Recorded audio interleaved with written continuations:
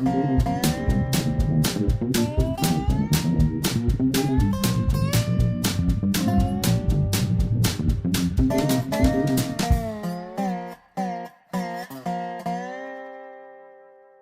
is Dave Monk of Prairie Monk, WAFT Champaign, 90.1 on your FM dial. We've been dealing with a series of not-for-profit activities that we don't always meet in our own domain, but which we're rather aware of. Today, I want to look at some broad issues. I've been talking to the Sierra Club Happy Hour, and they're having a board meeting today as this will be broadcast. So I want to look at national and regional aspects of what we do locally and try and suggest some local alternatives and possibilities and dreams.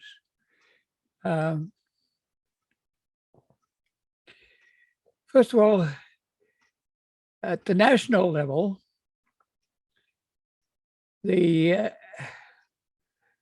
railroaders who were taking out railroads, they were abandoning railroads. We perhaps should go to the history of development.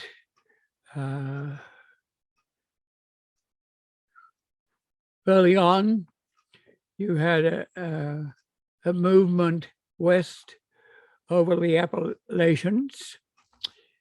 You had a purchase of a Louisiana purchase.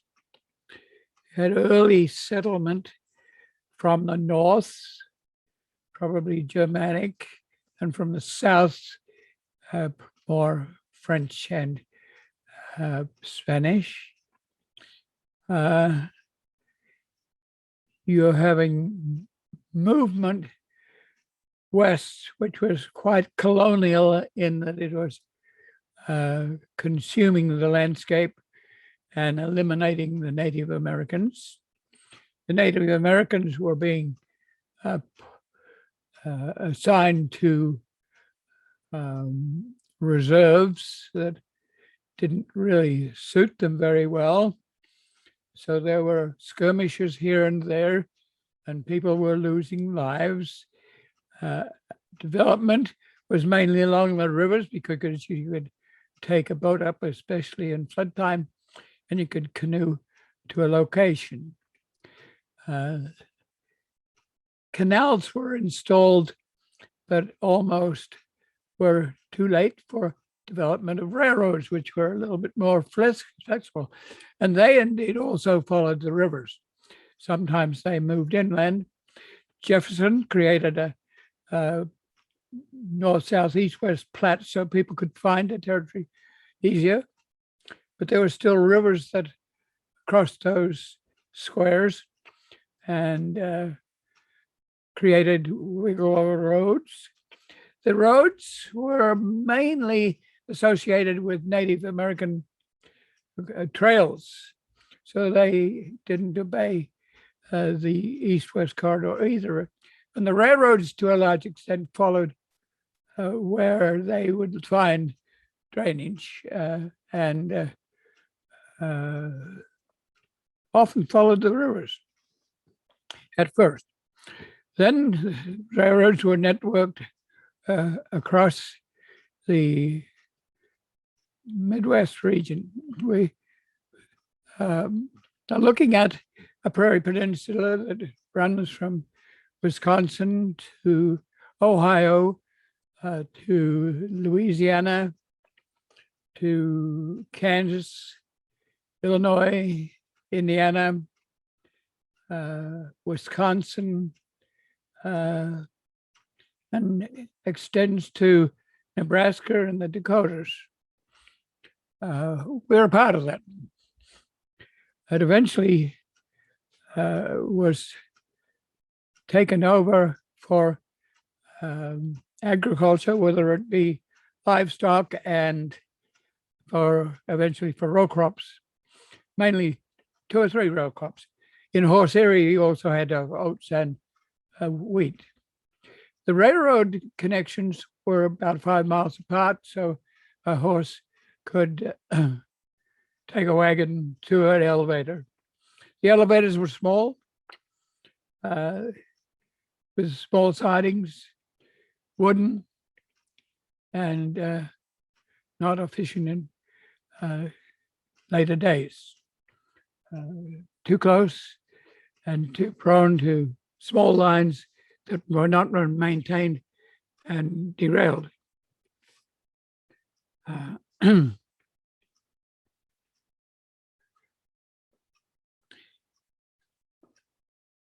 When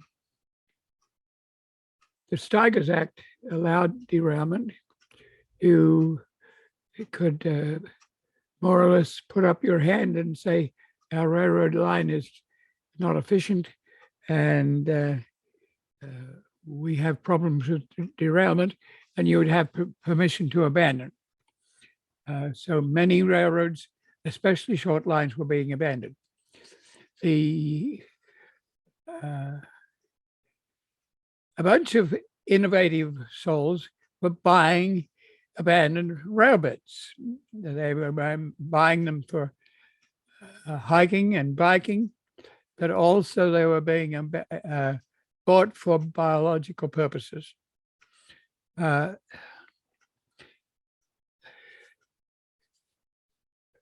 People,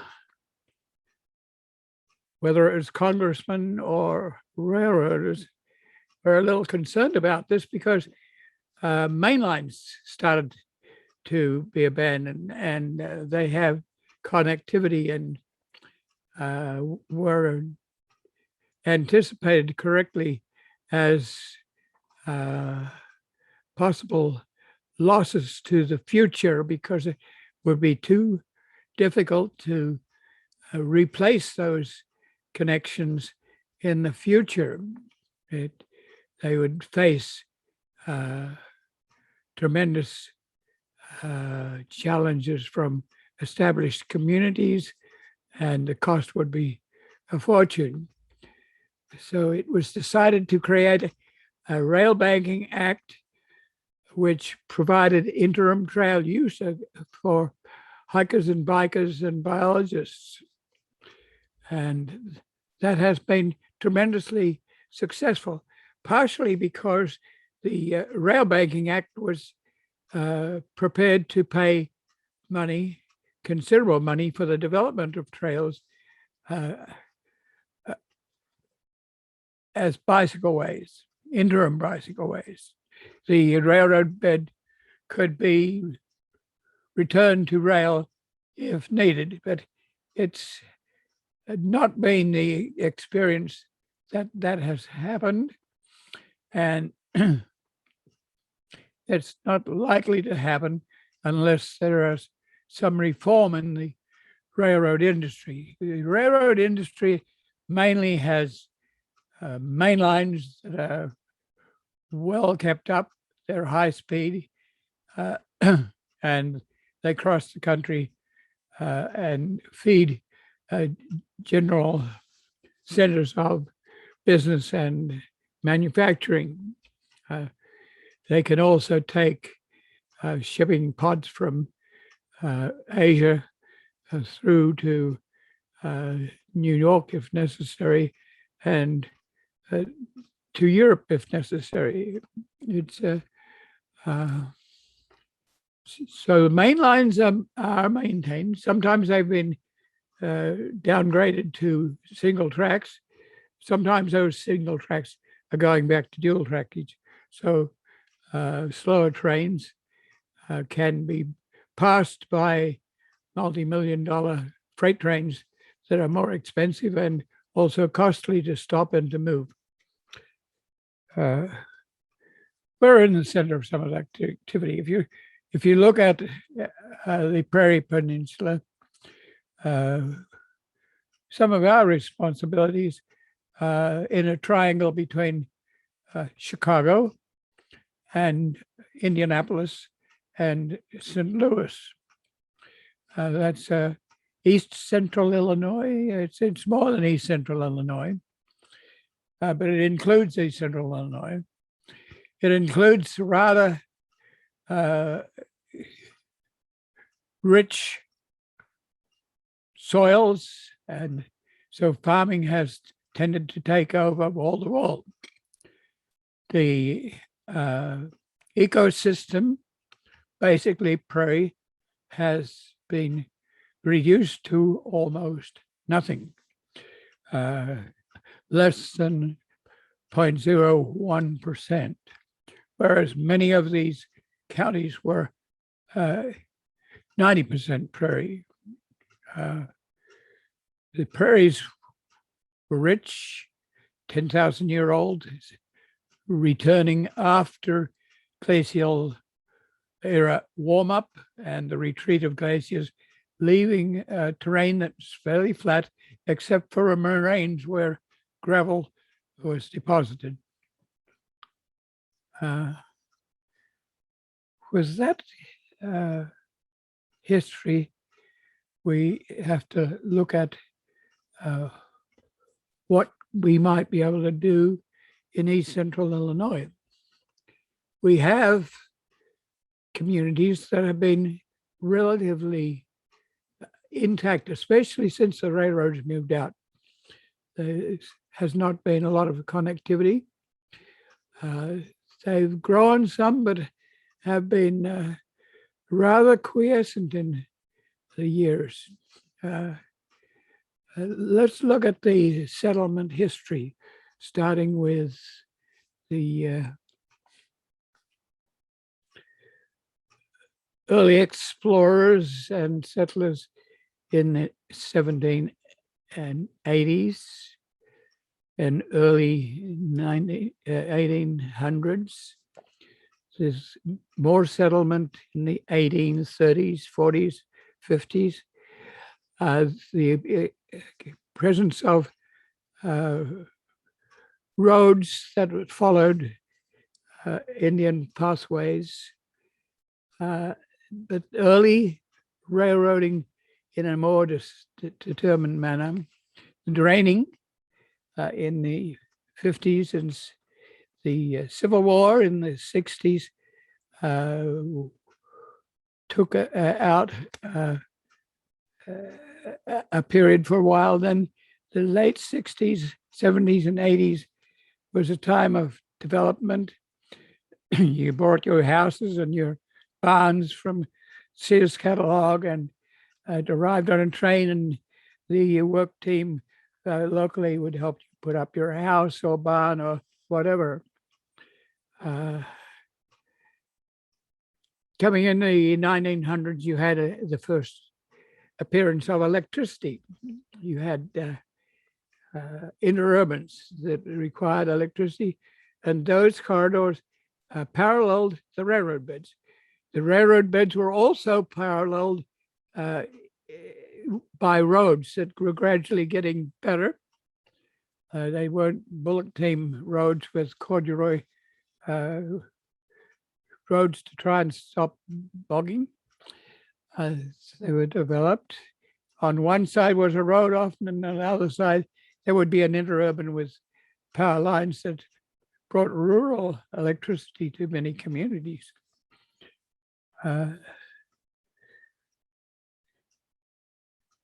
During the period after World War I, there were moves by people like Huxley and others were warning the communities that they were losing biodiversity. And that generated a number of agencies that were concerned about preservation.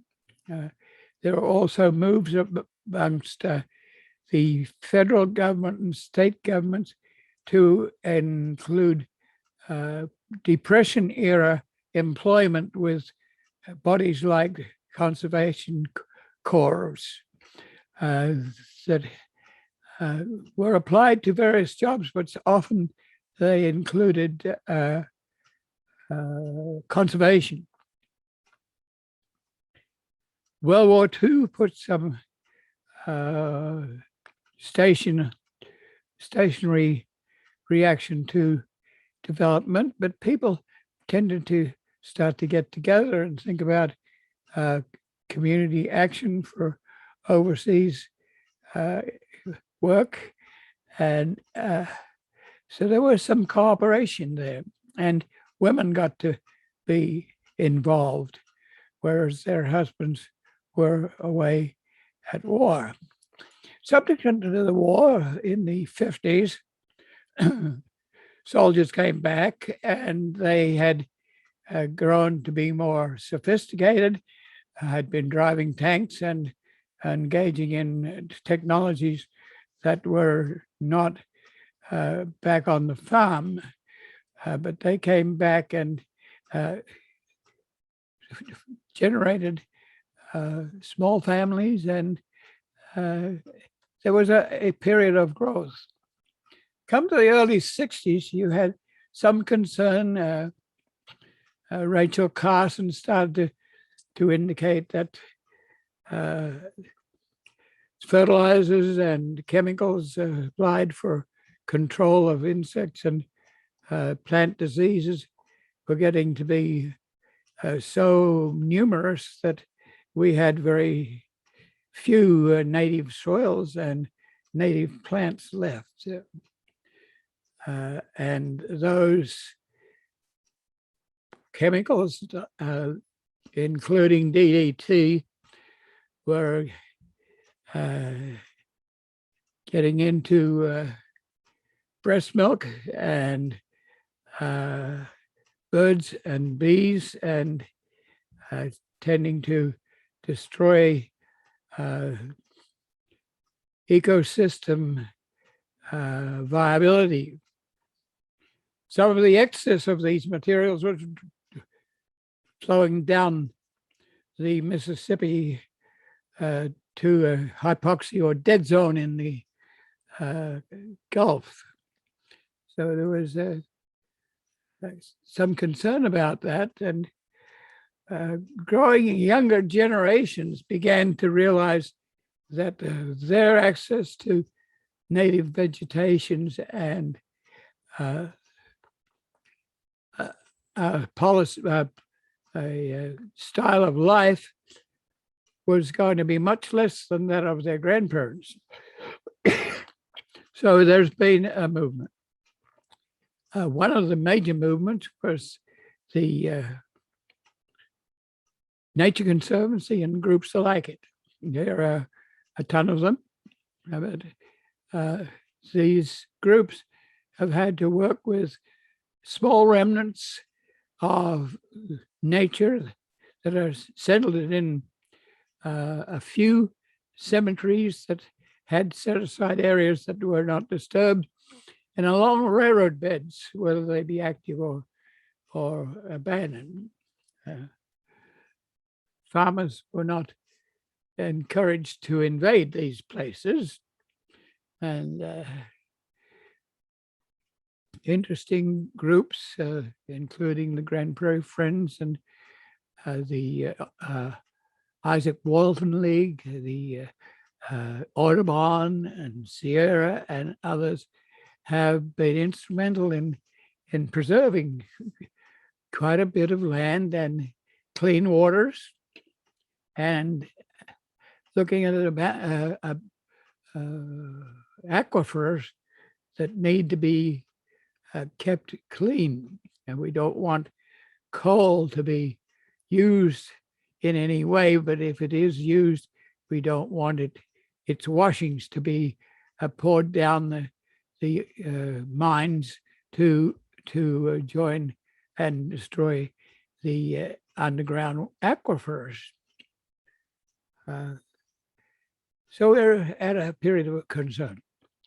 And I especially, and others, are interested in the triangle between Bloomington and Paris and Kankakee and Sullivan. And that's sort of East Central Illinois. There are a number of agencies involved, a lot of small ones. Many attempts have been tried to bring these groups together. Doesn't always work.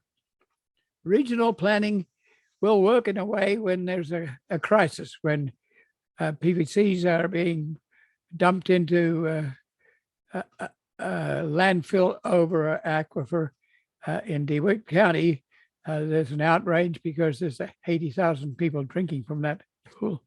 But once the problem is solved, regional planning is not really active. There's enough individuality amongst the communities of East Central Illinois that you don't want to be told what to do by a plan, especially if it's a modest plan rather than a crisis. A crisis will result in change. So we're dealing with a mild-mannered situation, but it's not always mild-mannered.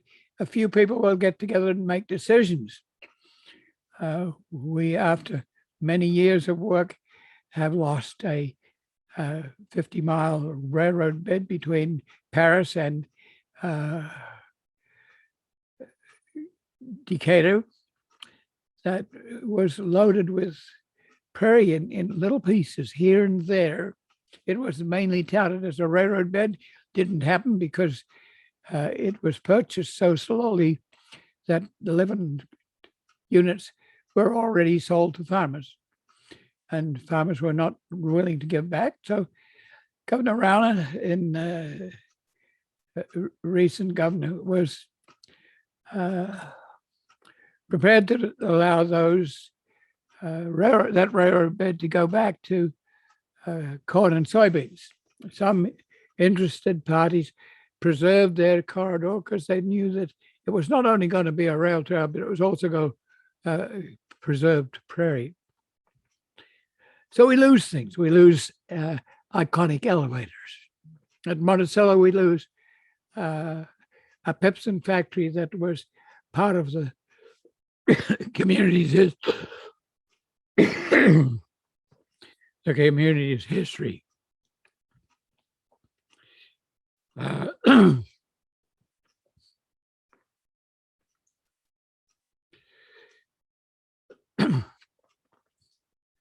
So we have to watch that our resources do not get invaded while we wait to see if communities are willing to develop. Heartland Pathways was one of those agencies that was innovative enough to buy a railroad bed for trails and habitat and possible re-railing before there was a Rail Banking Act. So we don't have the advantage of the finance that goes into interim trail use railroad beds. We also bought lines on either end of a railroad museum, which was surprised to be able to buy retiring Illinois Central Railroad bed that allowed them to increase. Let's look at Monticello. Monticello is a little like the Vermilion County area. Champaign County is in the middle of this, and it's flat and was swampy, and it has to be drained, and its recreational resources and the retreats that were made by Native Americans were two rolling and interesting areas that had underground coal in the Vermilion area. There in the Clinton area, where water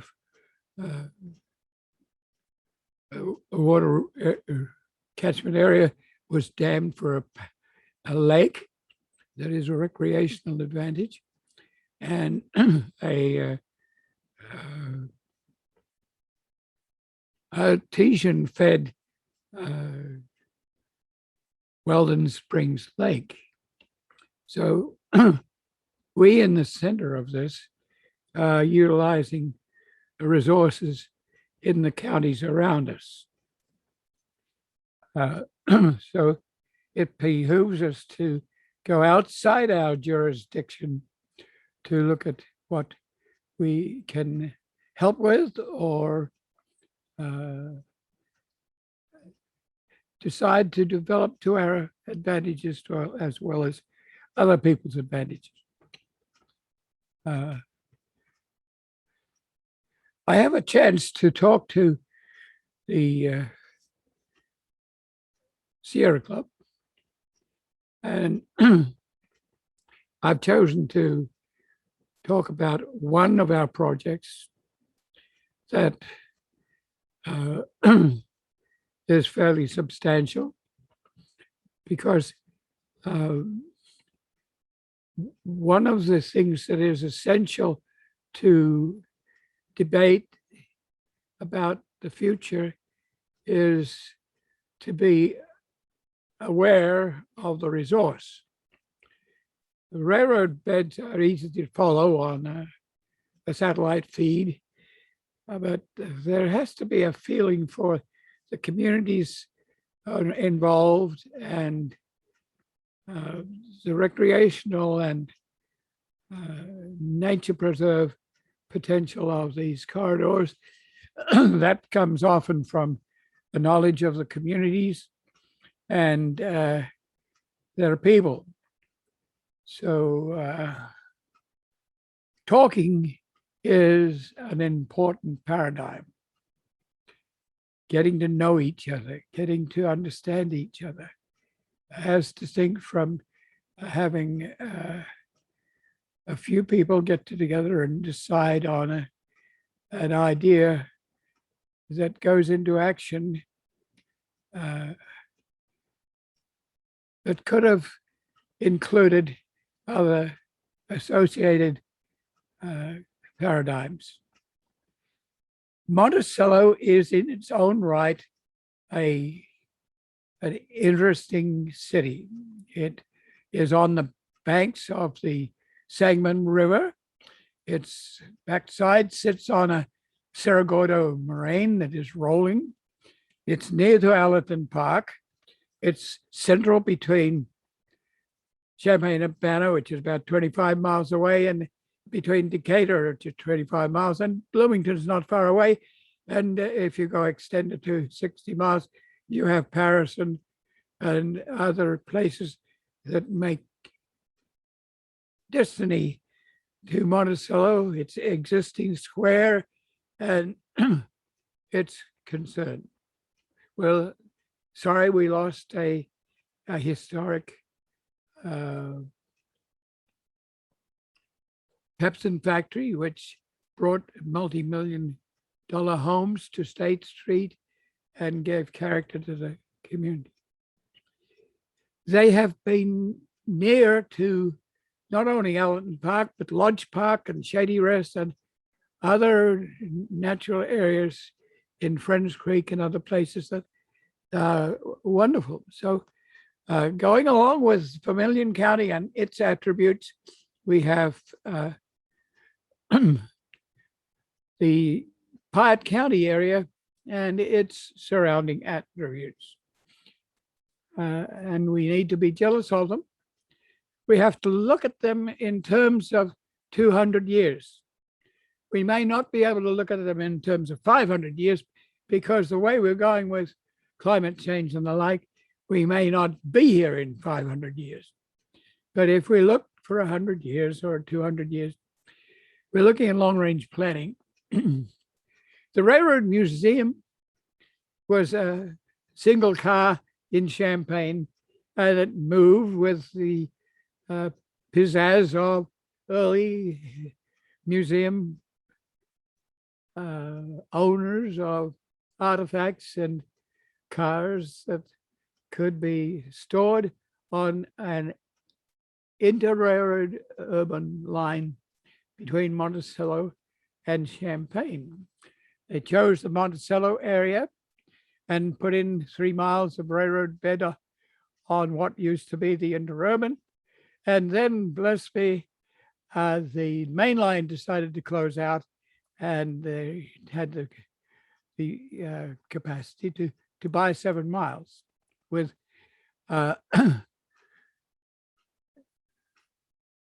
areas on either end that allowed them to escape onto main lines. So they have access to the real world. And their national level railroad museum, they have brought character to Monticello.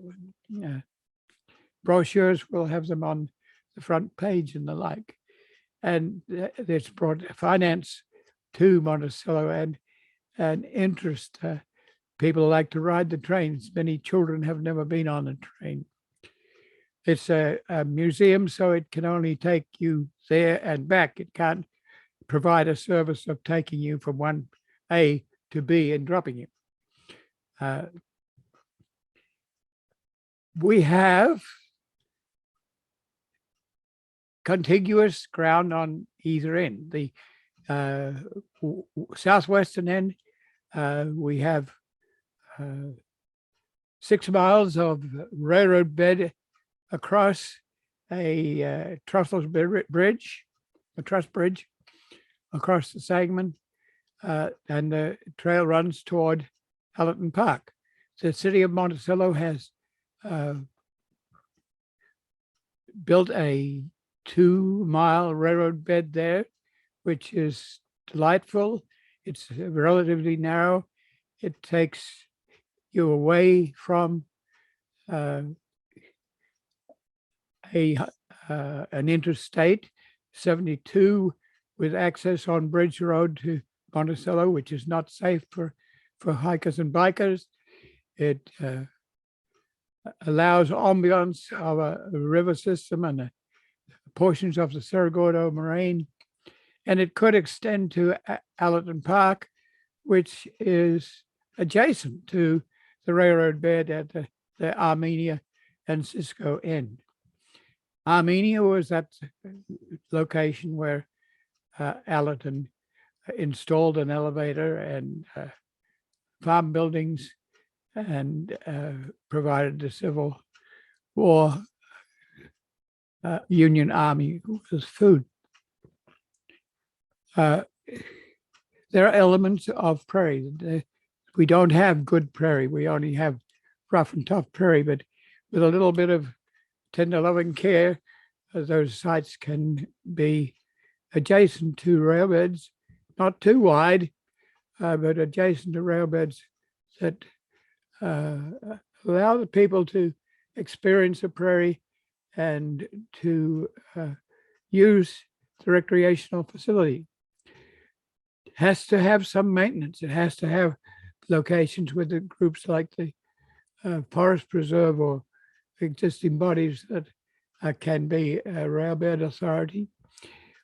Fran Hardy, who has been a regional Department of Natural Resources manager, has moved to the Nature Conservancy and helped to create, or mainly created, Prairie State Conservation Coalition, which meets regularly every year and does workshops and looks at stewardship and taxing and the registration of natural areas. So we have bodies like the North American Prairie Conference, which meets every 2 years, that deals with multi-state issues as well as local issues. The Prairie State Conservation Coalition, which has been in for 10 years. And we have local bodies, numerous, that we need to draw together. And we need people with expertise. We need people with political clout to point out the benefits of these places. So let me look now at the east run of the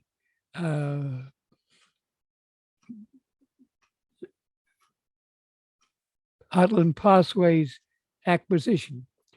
4 miles of abandoned right-of-way parallel to Route 10 have been acquired as or they have asked for an easement on that corridor, and spin-offs from the Monticello Railroad Museum, not always in agreement, rerailing that 4 miles with a view to get historic trains into Champaign.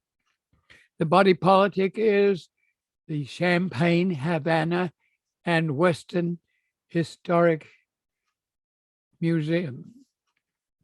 And it has been established for 5 years. It is looking at 7 miles of existing trackage with steel on it, with ties on it, with ballast that could be acquired to make the connection to Champaign. That acquisition would acquire at least $3 million, and it would and does require working with the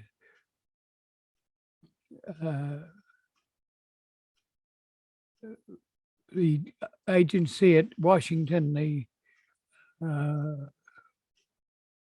I'm forgetting the name of it, but it has control over the railroads and what they do and what other agencies might do.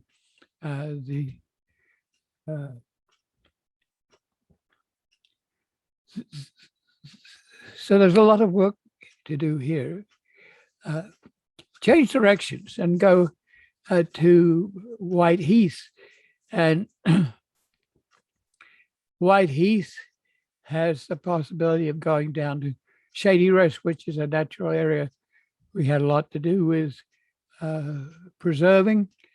And it is a soil and water conservation easement that has wonderful natural areas. It's on the banks of the Sangamon River, as highlands, it's bottomlands and highlands, and has been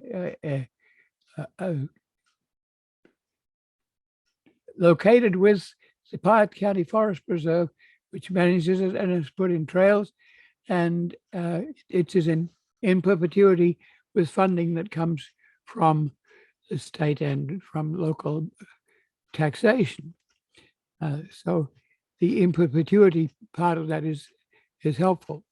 But money has been given to the corridor owned by Heartland Pathways to preserve the dignity of the railroad bridge and its corridor.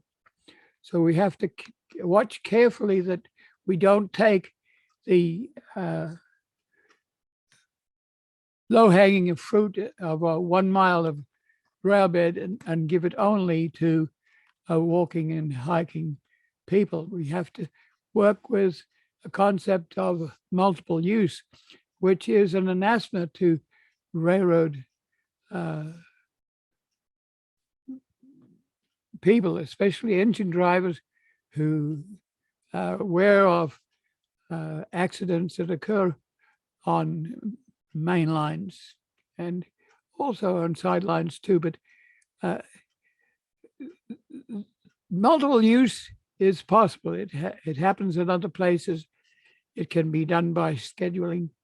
But we would like to think that Shady Rest could also be at Chautauqua, where people could simulate an era which was a horse-drawn era, and people could get together close enough to home that the horses could handle it. And it's nestled quite close to Monticello. The railroad could continue a couple of miles to an active north-southern line. And there could be an interchange and piloting of a novelty train down the line to Monticello and back to the Railroad Museum. That is a dream which may not be consumable. If you're going to put a train on a ballast, it needs to have railroad ties. If it's a heavy steam engine, then it's going to have 200 ties to the mile. If you don't have 200 trees to do that with, then you're going to have concrete ties or something that is different. People are working on that. They are taking fly ash from boilers and making plastic ties that are actually better than wooden ties because they can move with weight and have tie downs to the ballast that are more efficient.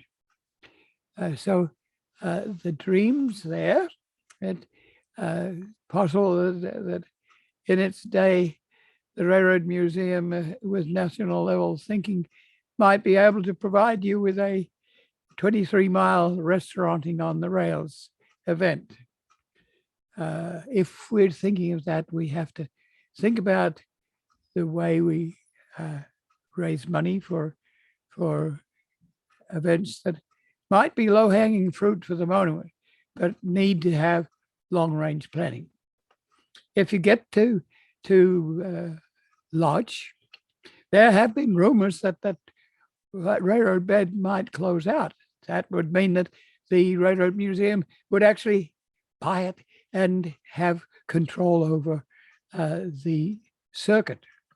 Might be too big because not everyone's interested in railroading, but you have to think about that.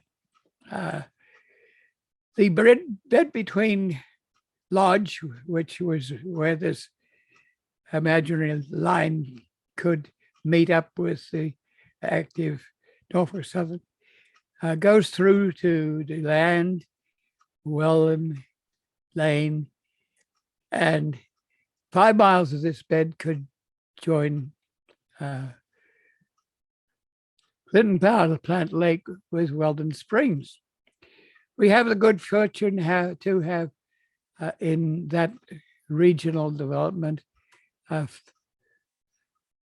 2 river basins, and they had interest in rolling moraines to the area. So we have a potential area, which if you join it to the Vermilion County concept, and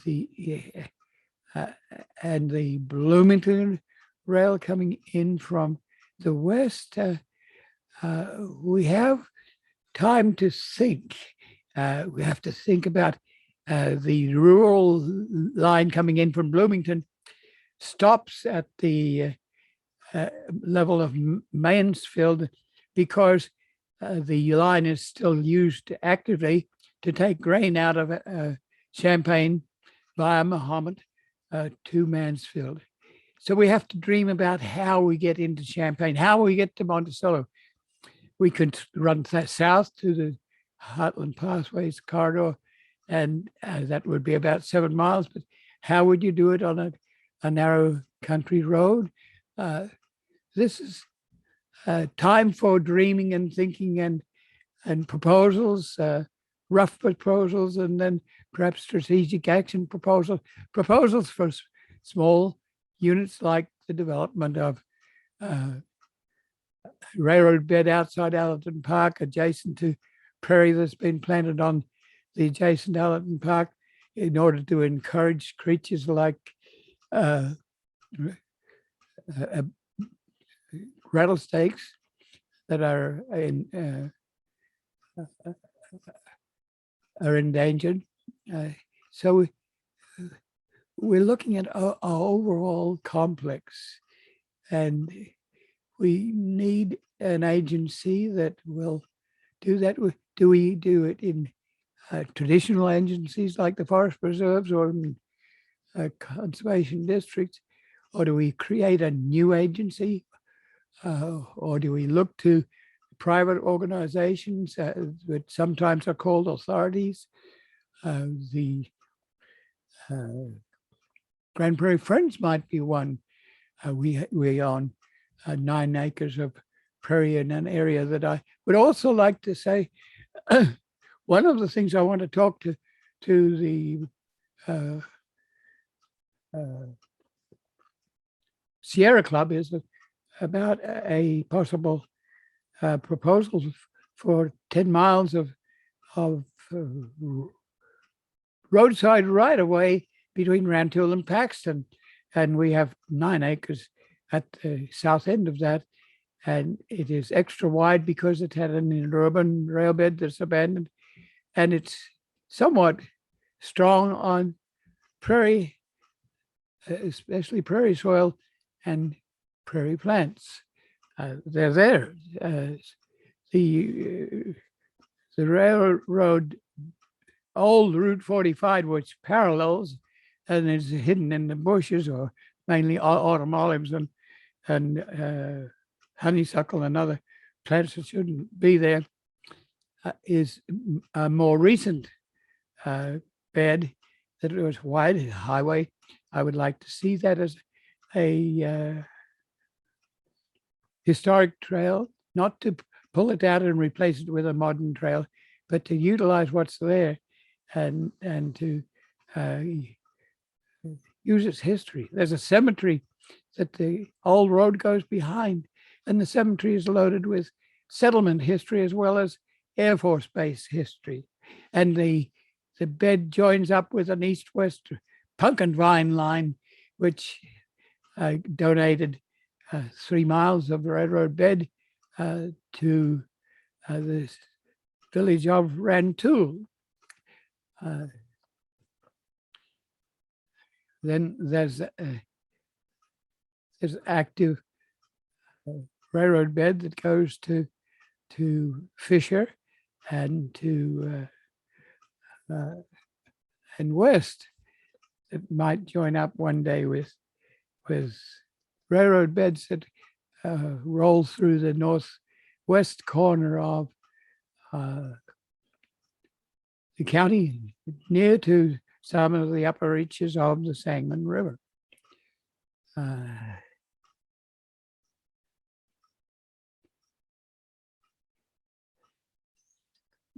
Looking at all those sites, they all have individual challenges.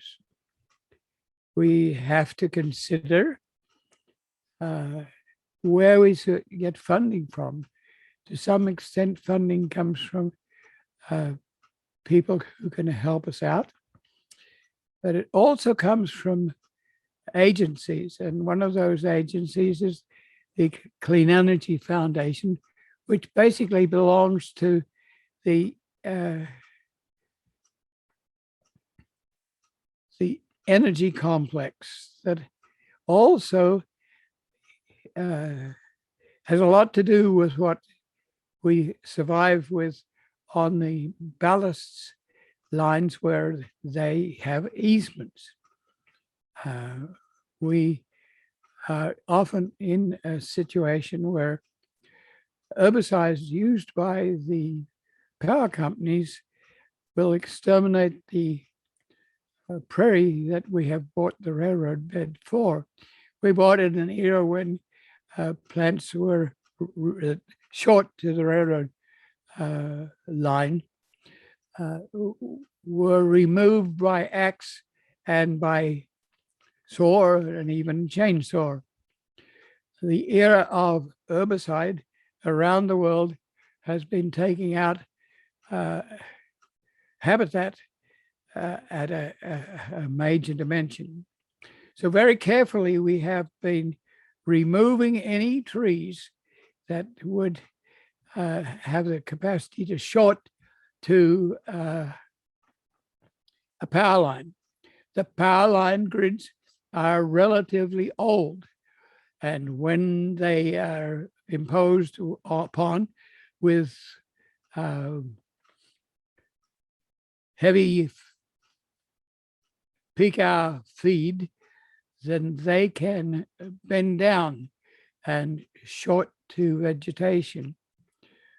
But to blanket spray under those lines takes out our nature.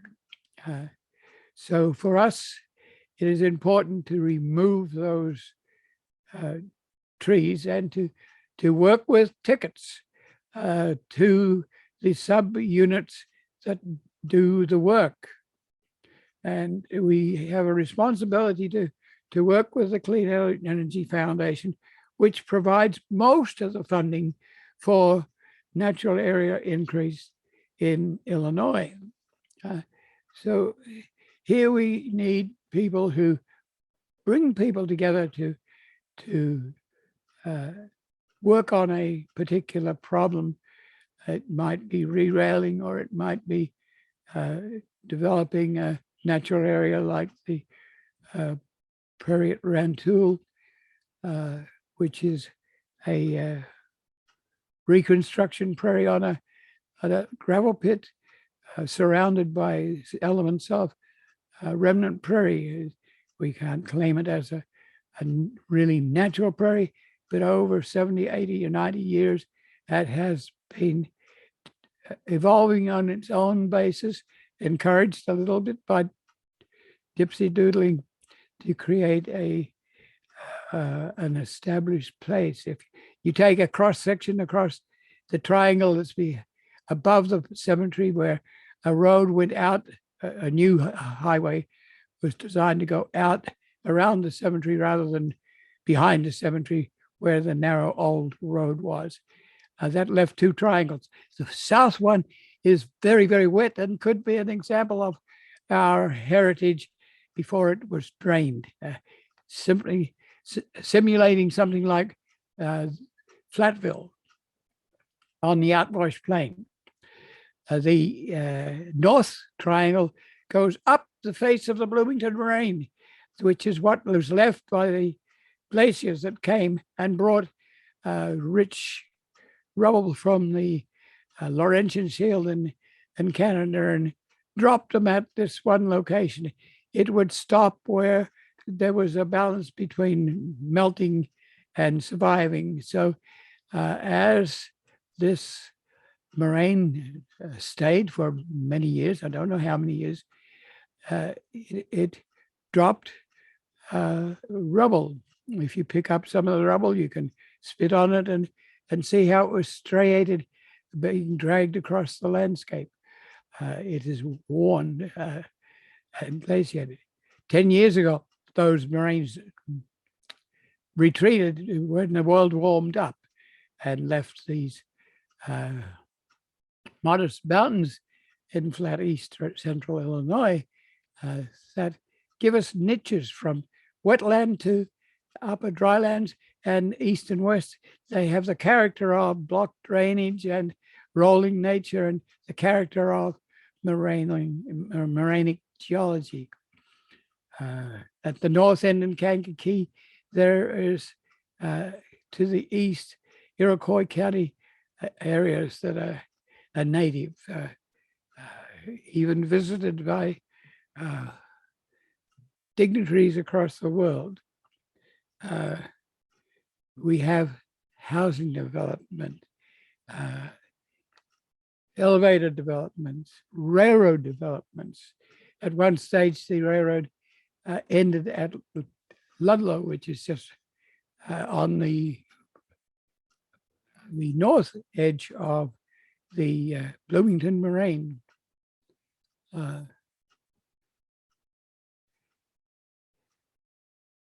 So we're looking to Sierra Club to ask for three things. One, is to look at the existing Heartland Pathways complex, 33 miles, and its possible development in the future. It will benefit greatly from the Kickapoo Trail, which has is a demonstration. The soils are so rich that there are very few rail trails in East Central Illinois for people that are local, especially to see and use. Many more on the coasts. So we need the initiative. Heartland Pathways took out the initial arrangement with Washington and the